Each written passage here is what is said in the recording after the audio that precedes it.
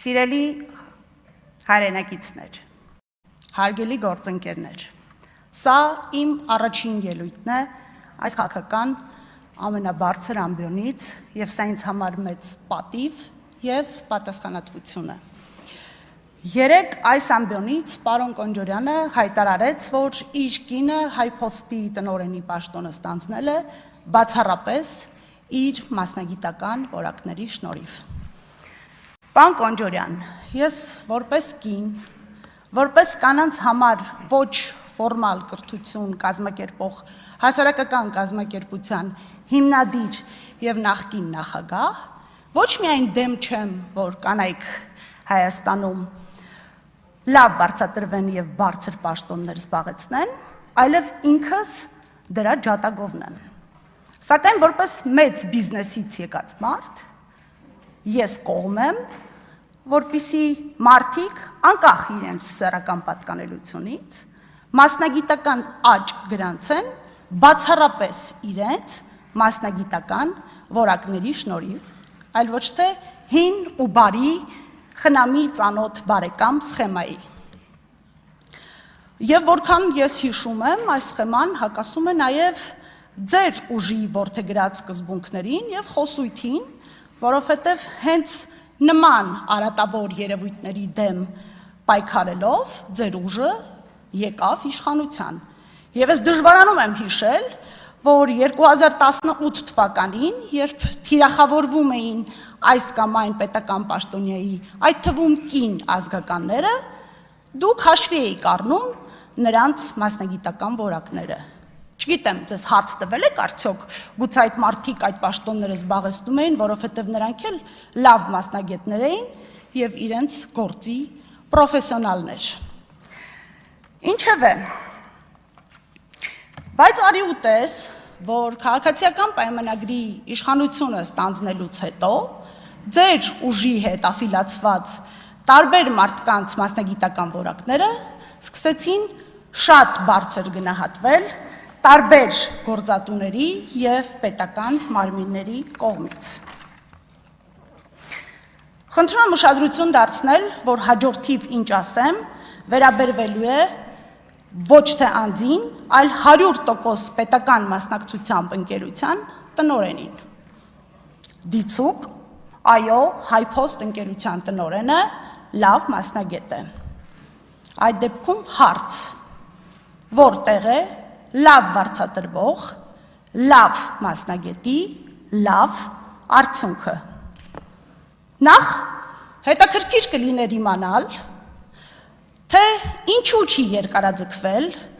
կոնցեսիոն կառավարման պայմանագիրը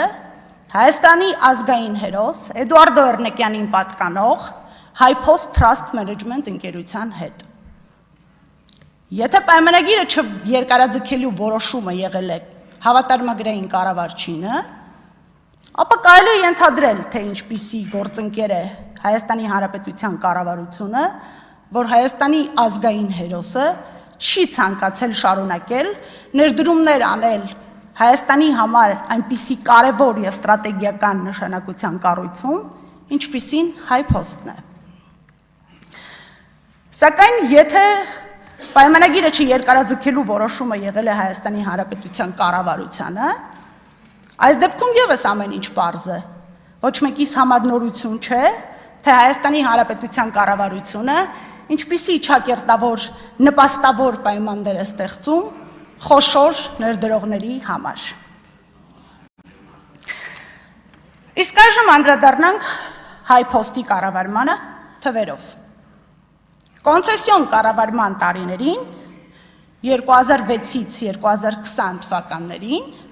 չնայած ընկերությունը իրականացնում էր խոշոր ներդրումային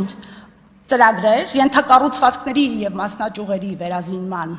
հետ կապված, սակայն այդ տարիների նրա հաշվեկշռում կարող ենք արձանագրել կամ փոքրիկ շահույթ, կամ կառավարելի վնաս, ինչը թերևս հավաստեց քիչ առաջ մեր գործընկերը քաղաքացիական պայմանագիր կուսակցությունից, որի նշած ժամանակահատվածում, երբ շահույթ է գեներացվել եւ հիմա դիվիդենդներ են վճարվում, եղել է հենց այս կոնցեսիոն կառավարման տարիներին։ Պետական կառավարմանն անցնելուց հետո կտրուկ վատթարացել է HighPost փակbaşնետիրական ընկերության ֆինանսական ցուցանիշները։ Եթե համեմատենք, օրինակ, 2025 թվականի հրապարակված ֆինանսական հաշվետվություններում տեղ գտած ֆինանսական ցուցանիշները 2019 թվականի ցուցանիշների հետ, ապա մենք կտեսնենք, որ կուտակված վնասը աճել է 163%-ով։ Ներգրավված օվերդրաֆտերը եւ վարկերը 37 անգամ։ Այնինչ սակագինը ամենատարածված երկու ծառայությունների դեպքում, մի դեպքում աճել է 88%-ով, մյուս դեպքում 124։ Դե իսկ այս ոչ հուսադրող թվերի ֆոնին մենք կարող ենք նկատել, որ այս տարիների ընթացքում top management-ի գծով ծախսը աճել է 28.6%-ով։ Հարգելի գործընկերներ, մասնավոր ընկերությունում, երբ ընկերությունը վնասով է աշխատում, առաջին հերթին կրճատվում են top management-ի պարգևավճարները եւ աշխատավարձները։ Ինչ վերաբերում է լավ մասնագետին։ Լավ մասնագետը դա վերացական երևույթ չէ, դա չափելի է եւ այն չափվում է արձանագրած արդյունքներով։ Եվ եթե HighPost ընկերության տնօրենի ժամանակ ընկերության արձանագրած արդյունքները այսպիսինն են, ապա շարունակում ուզում եմ նորից տալ հարցս, որտեղ է լավ վարձատրվող, լավ մասնագետի, լավ արդյունքը։ Իսկ եթե չկա արդյունք եւ մարդը շարունակում է պաշտոնավարել, կարող ենք ենթադրել, որ այստեղ կա օրինակ հովանավորչություն։ Եվ վերջում ուզում եմ ելույթս ավարտել հարցով. ինչ փուլում է Երևան Սարյան 22 հասցեում գտնվող HighPost-ի շենքի տեղում կառուցվող համաշխարհային առևտրի կենտրոնը։ Շնորհակալություն։ Հարություն մնացականը։